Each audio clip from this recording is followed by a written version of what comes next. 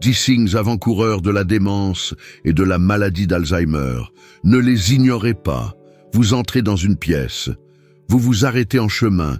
Vous regardez autour de vous et vous ne vous souvenez plus pourquoi vous êtes venu. Votre premier réflexe est d'en rire.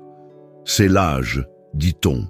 Mais si ce n'était pas seulement cela, et si ces trous de mémoire n'étaient pas de simples distractions passagères, et s'ils étaient les signes silencieux de quelque chose de bien plus grave en train de se produire dans votre cerveau, sans bruit, sans alerte, c'est là tout le danger de la démence et de la maladie d'Alzheimer. Elles ne commencent pas par des crises spectaculaires. Elles n'annoncent pas leur arrivée. Elles s'installent lentement comme une brume qui trouble la clarté des jours. Au début, cela semble anodin. Vous confondez le prénom de votre petit-fils. Vous vous perdez sur un trajet que vous avez pourtant emprunté des centaines de fois. Vous avez besoin de plus de temps pour vous souvenir d'un numéro de téléphone.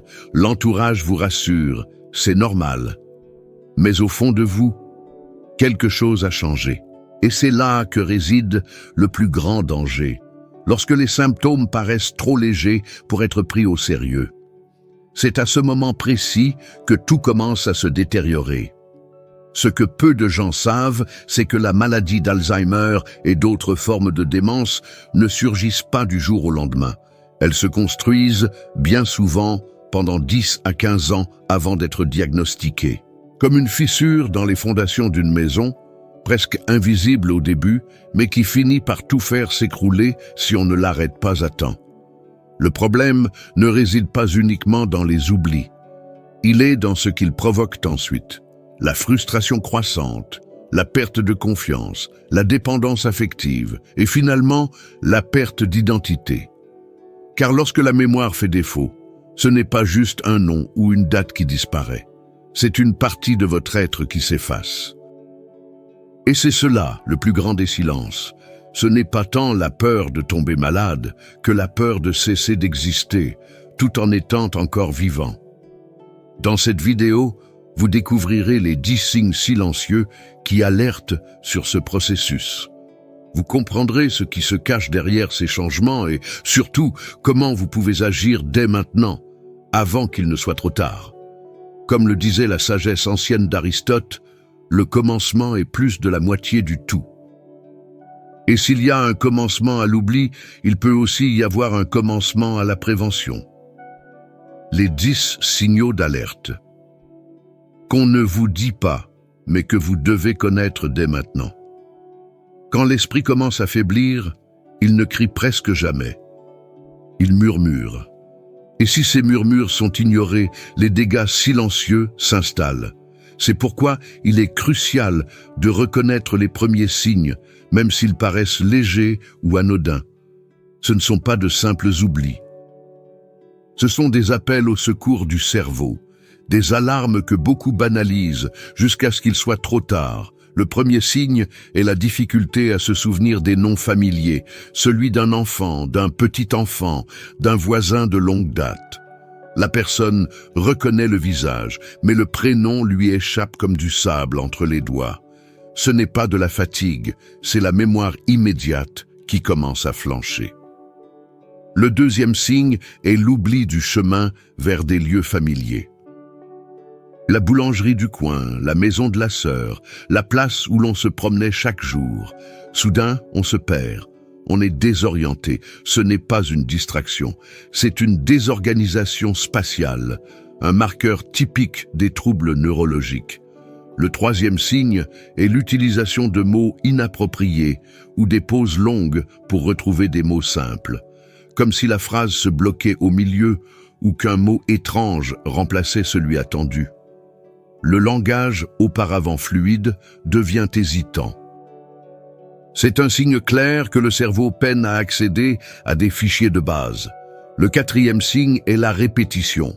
Poser plusieurs fois la même question en quelques minutes. Répéter les mêmes histoires à la suite, sans se souvenir qu'elles ont déjà été racontées. Ce n'est pas un manque d'attention, c'est un défaut d'enregistrement de la mémoire immédiate. Le cinquième signe est la difficulté à prendre des décisions simples, choisir un repas, organiser sa journée, résoudre un problème quotidien. La pensée ralentit, la confiance en soi s'érode, et avec elle, l'autonomie. Le 6e signe est l'isolement. La personne commence à éviter les conversations, les réunions, les rencontres familiales, non pas par manque d'envie, mais par peur de se tromper. La peur de commettre une erreur la paralyse. Cet isolement aggrave encore la situation, car le cerveau a besoin d'interaction pour rester actif. Le 7e signe est un changement soudain d'humeur. Une personne calme devient irritable. Une personne joyeuse devient apathique. La personnalité change sans raison apparente. Ce n'est pas une question de tempérament. C'est le cerveau qui ne traite plus les stimuli comme avant. Le 8e signe est la difficulté à accomplir des tâches routinières. Préparer un café, ranger la maison, utiliser une télécommande. Des gestes simples deviennent soudainement épuisants. Cela indique un dysfonctionnement dans la coordination entre l'intention et l'action. Le 9e signe est la perte de la notion du temps. La personne ne sait plus s'il fait jour ou nuit. Elle confond les jours de la semaine. Elle vit dans un temps déconnecté du réel, comme enfermée dans un espace sans horloge. Cela provoque de la confusion, de l'insécurité, de la frustration. Le 10e signe est l'oubli de l'usage des objets du quotidien. Une brosse à dents, des couverts, des vêtements. La personne tient l'objet, mais ne sait plus à quoi il sert.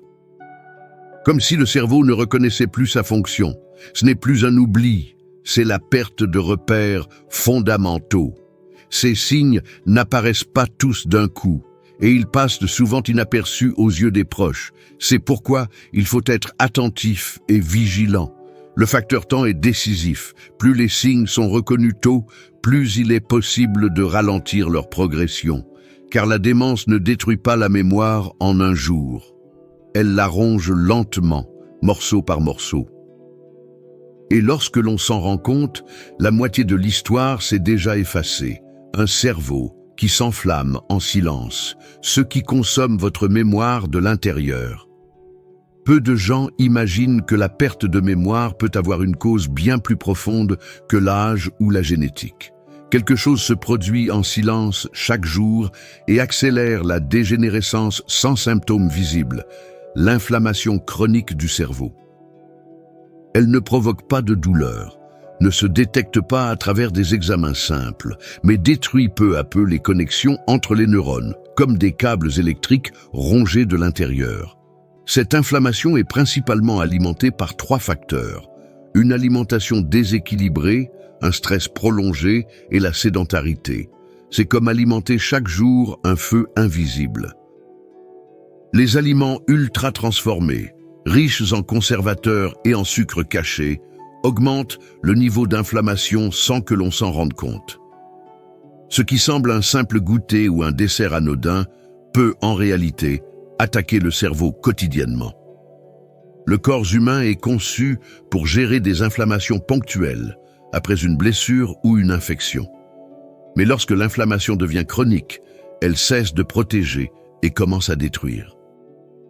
Le cerveau, l'un des organes les plus sensibles, en est la première victime.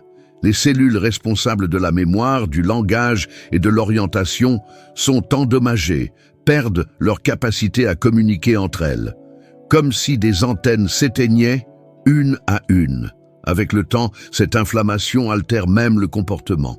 La personne devient plus confuse, plus irritable, moins concentrée. Il n'y a pas de moment précis où tout bascule. C'est un processus progressif, invisible, que l'on ne remarque que lorsque les dégâts sont devenus trop évidents pour être ignorés. Et c'est pourquoi de petits changements dans le mode de vie peuvent tout changer. Réduire le sucre, privilégier des aliments naturels, marcher au soleil, dormir avec qualité, et le cerveau réagit. Il éteint l'alarme de l'inflammation. Il tente de se réparer, de se reconnecter, de résister. Mais il a besoin d'aide, pas de médicaments à effet immédiat. Il lui faut un environnement propice à la guérison. Cela commence dans l'assiette, dans le silence des émotions retenues, dans le mouvement d'un corps longtemps figé. Personne n'en parle clairement, car il est plus facile de traiter les symptômes que d'enseigner la prévention. Mais la vérité est simple, tant qu'une inflammation reste active dans le cerveau, la mémoire continuera d'être consumée, comme les pages d'un vieux livre qui se désintègrent au toucher. Et lorsque les mots disparaissent, ce n'est pas seulement l'oubli qui fait mal, c'est tout ce qu'on ne pourra plus jamais se rappeler. Le cas de Madame Eunice, quand l'esprit s'égare avant le corps. Madame Eunice est arrivée au cabinet accompagnée de sa fille. Elle avait 74 ans, un visage serein, les mains jointes sur les genoux. Elle a souri, mais a mis du temps à se rappeler le motif de la consultation. Tandis que sa fille expliquait, elle baissait les yeux, comme si elle cherchait des réponses dans une mémoire déjà brouillée. Tout a commencé par de petits oublis. Elle confondait les jours de la semaine, mélangeait les prénoms, laissait brûler les casseroles. Puis sont venus les silences au milieu des phrases et les questions répétées à quelques minutes d'intervalle. Mais ce qui a vraiment effrayé la famille, c'est le jour où Madame Eunice est sortie acheter du pain et n'a plus su rentrer chez elle.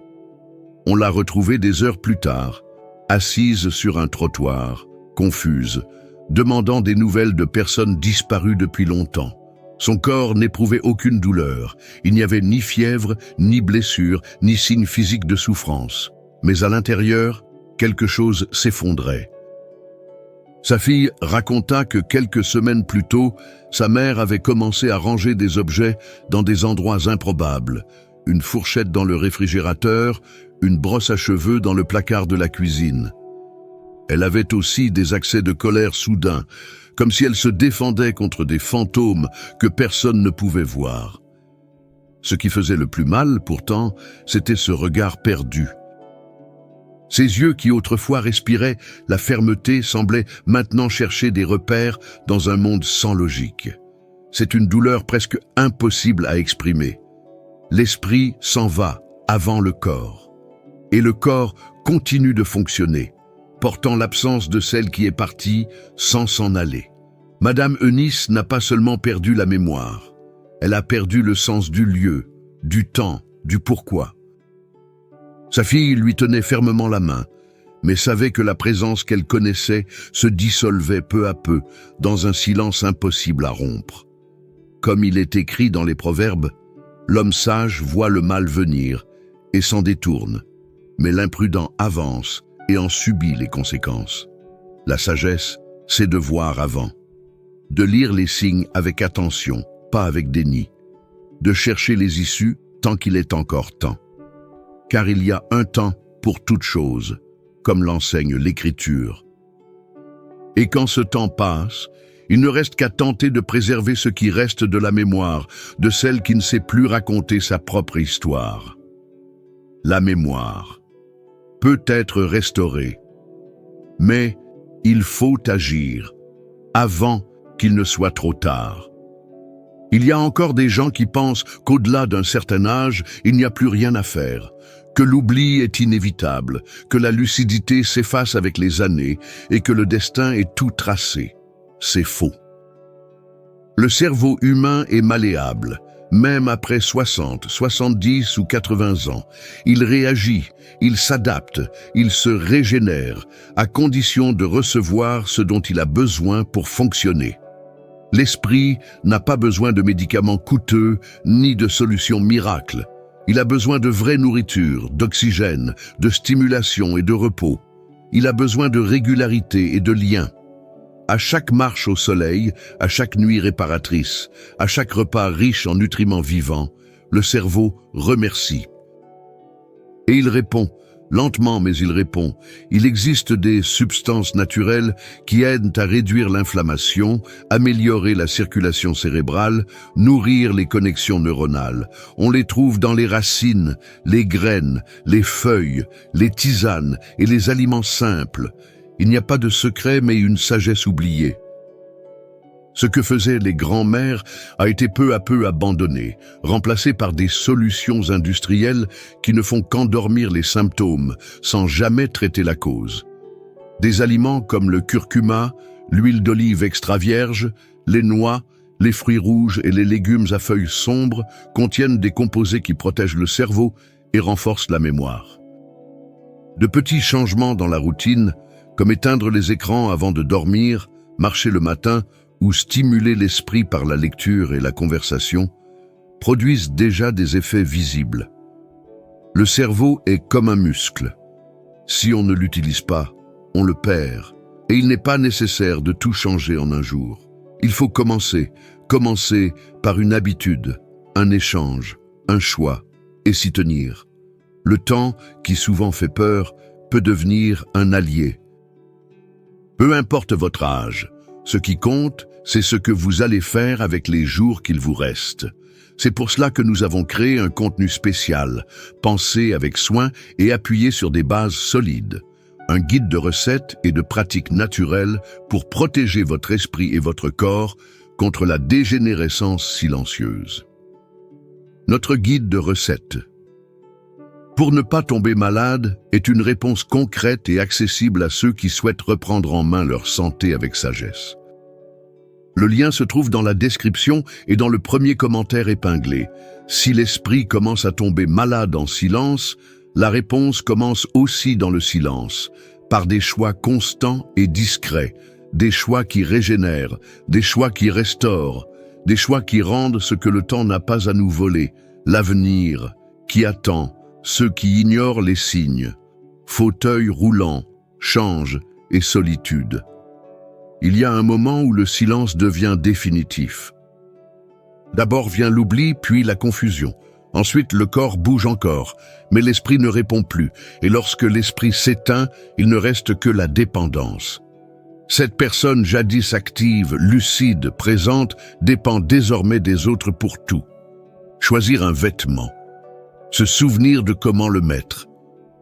La perte d'autonomie ne surgit pas soudainement. Elle s'installe lentement, comme une ombre qui s'étend dans les recoins de la vie. Au début, il suffit d'un soutien. Puis vient le fauteuil roulant. Et quand les muscles ne répondent plus, quand le temps n'a plus de repères, viennent les couches, les lingettes, les douches données par d'autres mains. C'est alors que la plus grande peur devient réalité. Ce n'est pas seulement la peur de la maladie, c'est la peur de devenir invisible, de devoir exister à travers les autres. De n'être plus qu'un souvenir dans les photos anciennes, ou les histoires partagées à table, alors que le corps est encore là, mais que l'essence est déjà partie. Les familles souffrent, pas à cause des soins, mais à cause de la douleur de voir un être aimé disparaître lentement. Le regard autrefois chaleureux se perd dans le vide. La conversation devient monologue. La présence devient absence.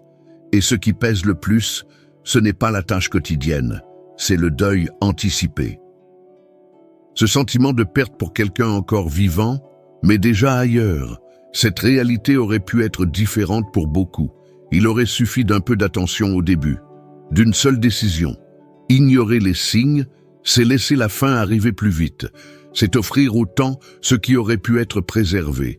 Et quand on ne réagit pas, quand on n'agit pas, quand on nie l'évidence, le futur est déjà en marche. Et il fait payer cher ce qui a été négligé. L'esprit est un don qui exige un soin quotidien. Et quand ce soin n'est pas là, il ne reste que le vide, le corps assis, les yeux ouverts, mais la vie absente. Car il n'est pas nécessaire de mourir pour cesser d'exister. Parfois, l'oubli emporte d'abord l'âme, puis tout le reste. Choisissez le chemin de la mémoire, le moment d'agir, c'est maintenant. La vie est faite de décisions qui semblent anodines, mais changent des destinées entières. Certains attendent le diagnostic, les mots graves du médecin, la première hospitalisation pour enfin réagir. Mais d'autres écoutent les signaux du corps et de l'âme. Ils comprennent qu'il n'est pas nécessaire d'attendre qu'il soit trop tard. La différence entre une fin silencieuse et une vie lucide jusqu'au dernier jour réside justement ici, dans le choix d'agir à temps. Le cerveau ne demande pas la perfection, il demande de la constance. Il demande des assiettes équilibrées, des pensées légères, du mouvement corporel et une routine présente. Ce qui garde l'esprit éveillé, ce ne sont pas que les aliments, mais aussi les émotions vécues pleinement, les liens conservés, les pensées qui défient, les conversations qui nourrissent. La mémoire est une construction quotidienne, pas un miracle soudain. Et même s'il y a déjà eu des signes, même si des pertes sont déjà là, il reste de la place pour le changement. La nature offre des réponses, à condition que l'on regarde avec attention. Les bons aliments ne nourrissent pas seulement, ils protègent. Les bonnes combinaisons nettoient, réparent, réactivent des zones endormies. Il y a une sagesse cachée dans les recettes simples, dans les tisanes préparées avec intention, dans les racines qui soignent, dans les graines qui restaurent. C'est pour cela que nous avons conçu le guide de recettes pour ne pas tomber malade. Ce n'est pas une simple compilation d'instructions, c'est un outil pratique pour ceux qui veulent réécrire leur histoire de santé avec clarté et conscience. Tout y est pensé pour servir de bouclier contre la dégénérescence, pour redonner au corps ce dont il a besoin pour préserver ce qu'il a de plus précieux, son identité. Le lien vers le guide se trouve dans la description et dans le premier commentaire épinglé.